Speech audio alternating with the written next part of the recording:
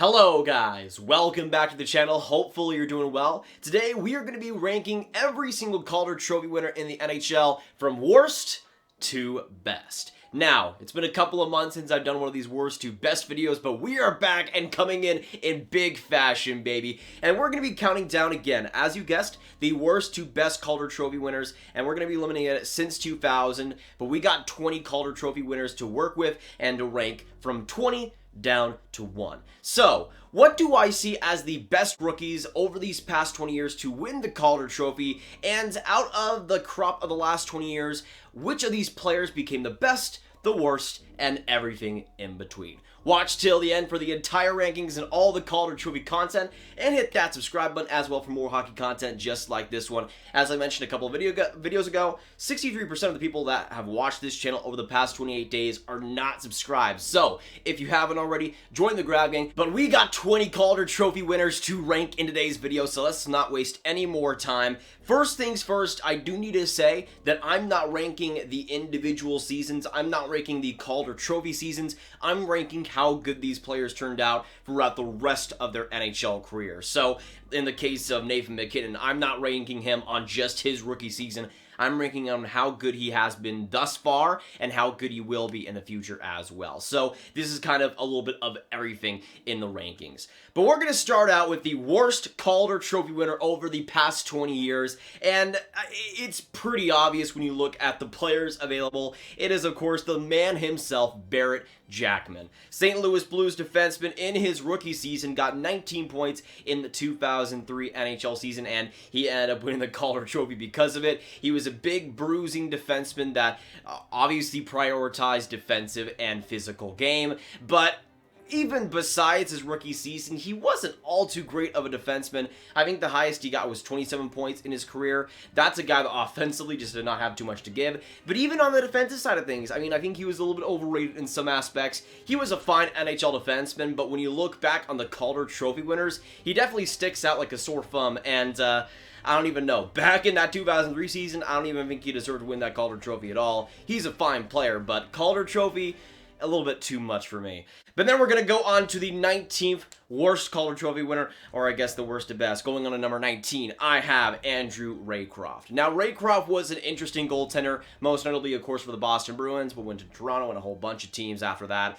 His rookie season was one of his best ones, getting a .926 save percentage back in 2004 for the Bees, and was fantastic. Of course, he would later be traded in the infamous Tuukka Rask for Raycroft deal, and it worked out for Boston very well, not for Toronto, though, and after his Boston days, he just really wasn't the same type of goaltender. In his top seasons, he was very good, but besides that, really didn't play that many games in the NHL and just was not that consistent either. Going on to the next player that won the Calder Trophy, we're now going to go to another goaltender in Steve Mason. And Steve Mason, I think, has a lot better of a track record than Andrew Raycroft, at least in terms of what they have. Now, Steve Mason retired just a couple of years ago and is still a pretty big disappointment for what he was looking like with the Columbus Blue Jackets when he won the Calder Trophy back in 2009. But that's a player that got a .916 save percentage. He was pretty solid then and got a lot of shutouts as well. Pretty solid rookie year. I'm not sure if he would have been my choice, but still a solid campaign. And he had a couple of good seasons with Philly as well after his time in Columbus.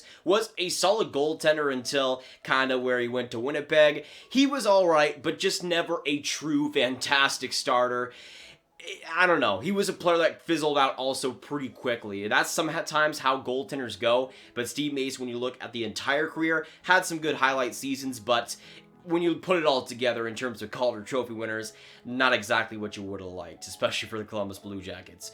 Then going on to our next Calder Trophy winner, coming in at number 17 out of 20, I have Tyler Myers of the Vancouver Canucks. Back in his rookie season in 2010, got 48 points and just looked good. I mean, back then, Tyler Myers really didn't have to be this like top two guy that he is now in Vancouver. And back then, he was able to rely a lot on the offense. And I've ranted a lot about Tyler Myers on this channel before. I think can sometimes be extremely pylon-like defensively, and although offensively he does have some pretty good skill, he really didn't unlock that too much with Vancouver this past season. I think he's an alright defenseman, but especially in a top 3 position, not exactly what I would like, and especially with that contract too. I said at the time I thought it was a horrible contract, and when it was like November and he was playing well, Canucks fans all told me that it was going to be fantastic and it's going to be all right. And then the rest of the year happened, and yeah, it kind of went that way. I'm hoping Tyler Myers resurges back with Vancouver, but I just don't see it happening. Going on to our next player though, and our third goaltender in 5 picks now, I have Evgeni Nabokov. Now Nabokov in his prime was a very good goaltender, and it's kind of sad to put him this low, but a lot of the players ahead of him are a lot better just in general. But back in 2001 when he won the Calder Trophy, he got a .915 save percentage, and he had a pretty couple of fantastic seasons. I mean, I think it was 2004 with San Jose where he had like a .935 save percentage in the playoffs. The guy was an absolute beast when he was on his game, but it wasn't 100% of the time. There was some consistency issues, and overall with San Jose, he was still a fantastic goaltender. So in terms of guys that are kind of forgotten in the 2000s era, Nabokov is certainly that. And again, when he was in his prime, he was one of the best goaltenders out there, so you can't really complain too much. Going on to our next pick, though, at number 15, we have Scott Gomez. Scott Gomez back in his rookie season, Calder Trophy winning season 2000, got 70 points overall and was pretty fantastic. And Scott Gomez in his prime also was above a point per game player, reliable two-way guy who could put the puck in the net, absolutely, was a good playmaker as well, mostly. But Scott Gomez was a guy that kind of fizzled out quickly as well. There was the whole situation with the New York Rangers and then getting traded to Montreal and that just not working at all, and New York getting Ryan McDonough worked out pretty well for them. But yeah, Scott Gomez was a guy that was just in his prime, very, very good, but was never the elite of the elite, and certainly not worth the contract the New York Rangers ended up giving him. But we're going to go on to the next pick, and we're starting to get into the really, really good players. At number 14, our next pick is going to be Jeff Skinner. Now, for me, Jeff Skinner is an interesting case. He ended up getting 63 points in 2011 when he won the Calder Trophy, and so far in his career, that is the most he's ever gotten. There's been a couple of seasons where he's gotten that exact point total, but Jeff Skinner is a guy that is mostly goal scoring, but he's kind of like a little bit of a mini Max Pacioretty, where he shares a lot of the similarities. He's a great goal scorer, but suffers from some heavy inconsistencies. That's a player that when he is going is just one of the best goal scorers in the NHL, but as you kind of saw this last season with Buffalo, he really wasn't able to put it all together. He now has that humongous contract, that $9 million deal, where he has been pegged to be the guy alongside Jack Eichel. It hasn't worked amazingly in the past year, but I think Jeff Skinner, again, when he's on his game, is a fantastic goal scorer, and when he's on his game, probably should be a little bit higher on this list, to be honest. But going on to number 13, the next Calder Trophy winner, and we're starting to get into a little bit of the middle of the mix here. Next up, Gabriel Landeskog of the Colorado Avalanche. Now, he ended up getting 52 points in 2012 and has been a great player ever since. I think Landeskog is just the definition of a really, really good player. Not an elite one by any means, but he's a solid play driver, a great leader, of course, for the Colorado Avalanche. He really does a little bit of everything for the Avs, and I don't think they could really replace him in that respect. Obviously, Nathan MacKinnon is the guy, but Landeskog, in terms of his overall impact and his overall value for Colorado, does kind of get underrated sometimes. Now, going on to the next pick, though, this is a player that's really resurged over the past couple of years, and a guy that was looked at as a bust in his first couple of seasons, but has really started to come in his own. That being Aaron Ekblad of the Florida Panthers. Back in his rookie season in he got 39 points in 2015. The thing is, people were looking at him in like 2017 as a bust. He won the Calder Trophy, was still looking pretty good, and I think especially this season is where Aaron Ekblad really got going, especially with that pairing of Mackenzie Weegar. He was absolutely brilliant, especially on the defensive side of things, where I thought he really shut it down well consistently for the Florida Panthers, which isn't what he truly had in seasons prior. He's making some fantastic progress, is really coming to his own, and I think the future is super bright for Florida and Aaron Ekblad in that respect. But we're now going to go on to pretty much the halfway point, coming in at number 11. We're going to go now to another Florida Panthers player in Jonathan Huberdeau. Back in his rookie season, of course, he had his rookie season in 2013, which was a lockout-shortened season. He ended up getting 31 points in, I think, about 42 games-ish, which is pretty fantastic. And Huberdeau's also kind of like Aaron Ekblad, had a weird kind of trajectory. He also, like Ekblad, won the Calder Trophy in his rookie season, but he kind of stepped down a little bit in the the next couple of years afterwards, but since about 2017, Jonathan Huberdeau has really started to become one of the more elite wingers in the NHL, and to me, he's probably the Florida Panthers' best player. Some people might say Barkov, but Huberdeau actually, I think, defensively has been better than Barkov in the past couple of years when you just look at the eye test and also analytics, and also offensively has put up some more impact, has put up a lot more points as well, and I think he's just a better overall player, which is funny because Barkov was looked at as one of the best defensive players since about 2018. That hasn't been the case, and Huberdeau has kind of more assigned that role so far, but a fantastic player nonetheless, and one of the better wingers right now in the NHL. Going on to number 10, though, and this is a player that I had a hard time choosing where to put him.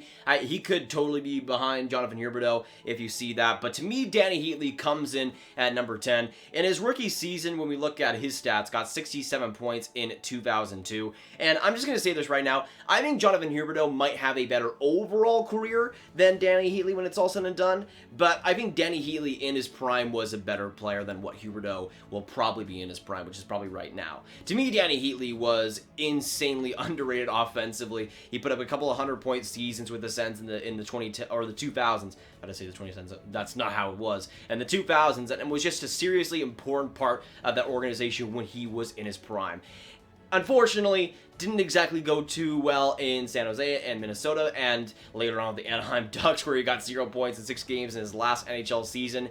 But even though it just ended completely fast, that was a player that, again, in his prime was seriously productive and was such a key part of that Sens franchise. And if we're just talking about primes, he probably could be higher on this list.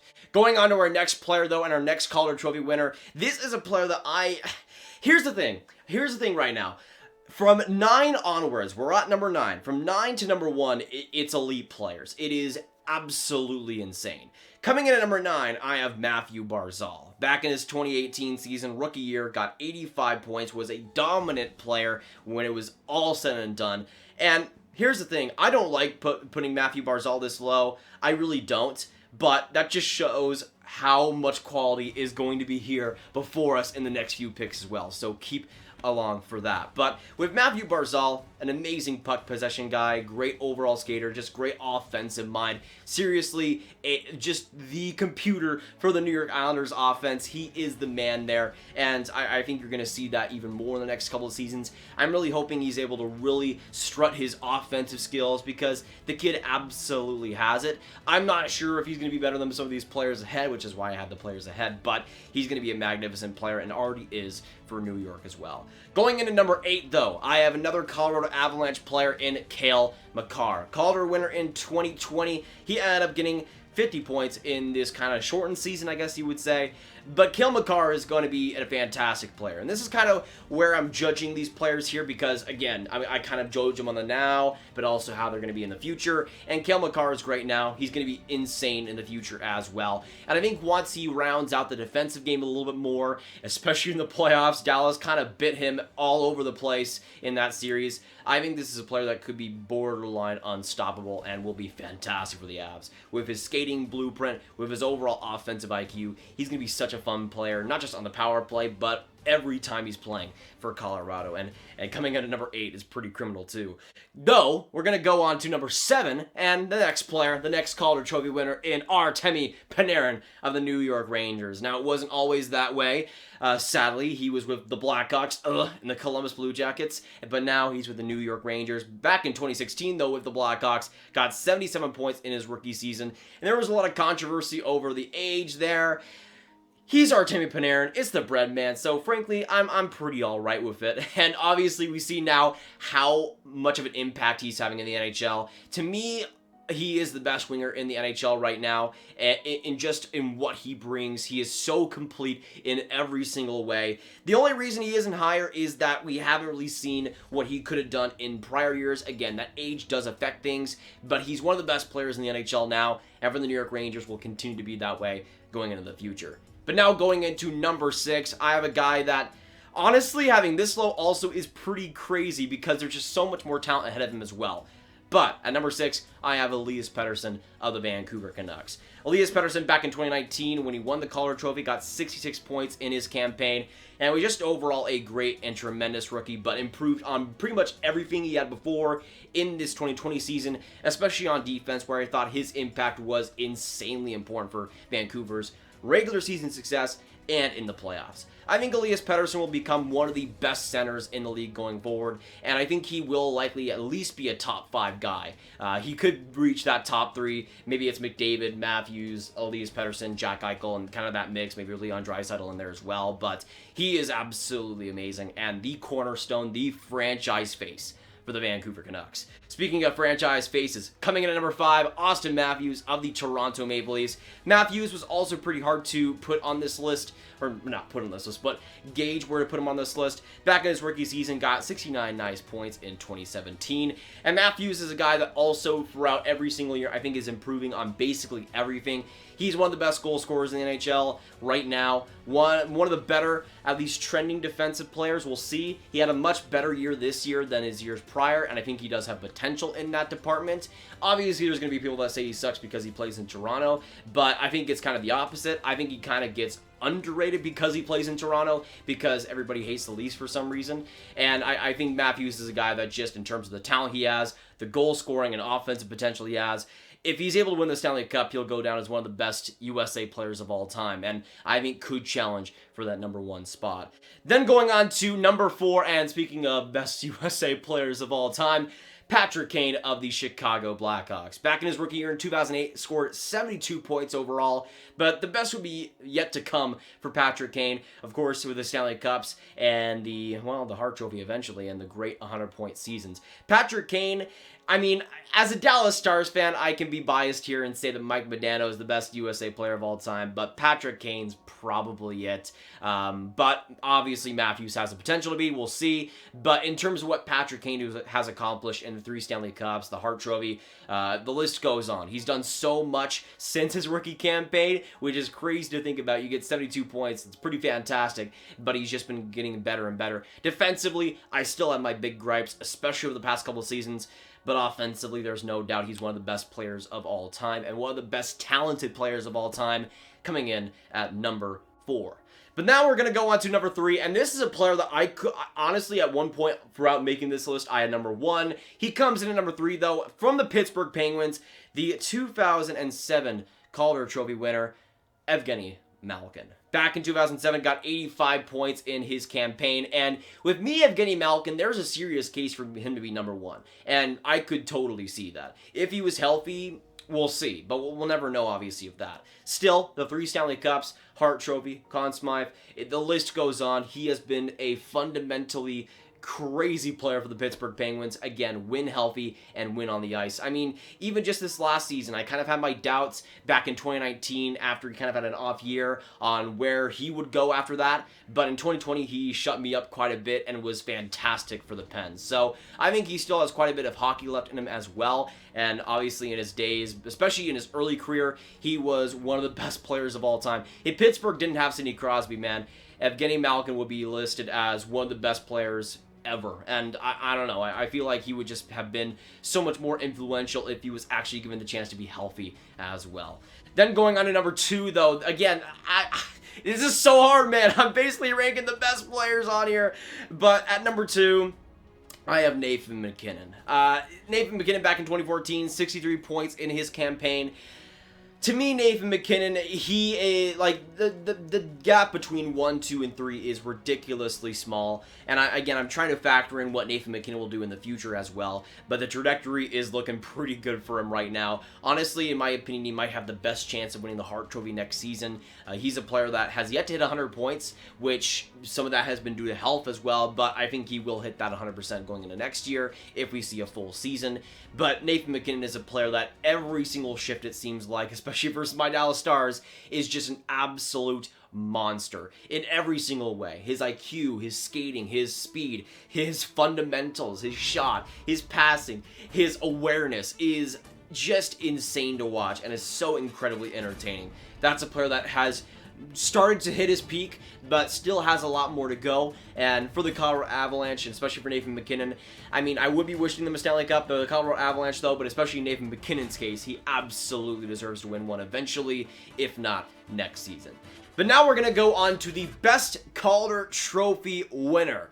And again, this is a player that I could have number 3 potentially on this list, as far down there, but I don't know. To me, I have him number 1 because he is the best goal scorer in NHL history, and to me, at least, there is no doubt in my mind for that fact. Alex Ovechkin comes in at number 1, the best Calder Trophy winner of the past 20 years. To me, Alex Ovechkin just brings... I mean, here's the thing. We can talk about all the defensive issues that he's had, especially early in his career, and to me... Even though I'm a pretty big believer in analytics, when you just think of the fact of Alex Ovechkin and the trajectory and all that's happened in NHL history and how many goal scorers there have been, again, when I factor in era-adjusted numbers, back in 2006, he had 106 points in his rookie season. If we're just going on rookie seasons, he's had the best of the past 20 years. He was an absolute animal. And this is a guy that just got better and better offensively, it seemed like. Goal scoring wise, I think he has 6 Rocket Richards. I don't even know, maybe 7 now? I don't even know what it is. It's definitely up there. And this is a player that with that Stanley Cup also has that to his name. But to me, the simple fact is, to me at least, he is the best goal scorer of all time. And when you just say that, I mean, for me, he's number 1. And being the best goal scorer of all time, I think that's a worthy case to be the best. Maybe that's just me, though. But that is going to be it for today, guys. Thanks so much for watching. If you enjoyed, hit that like button, hit that subscribe button, and hit that notification bell to be notified on all my new videos coming out when they come out as well. But let me know down in the comments down below what you agree and disagree with this list, and let me know who you think are the best, the worst Calder Trophy winners, and everything in between. Make sure you share this video with your friends. Get it out there, folks, and click on this card as well to watch my best NHL first lines, worst to best video. Trust me, you will not be disappointed. It's a little bit out of date, but you'll get the gist. It'll be good. Don't you worry. You trust me? All right, we're good. So click on that. But thanks so much for watching, all y'all. I'll see you in the next video or stream, you absolute beauts. Goodbye.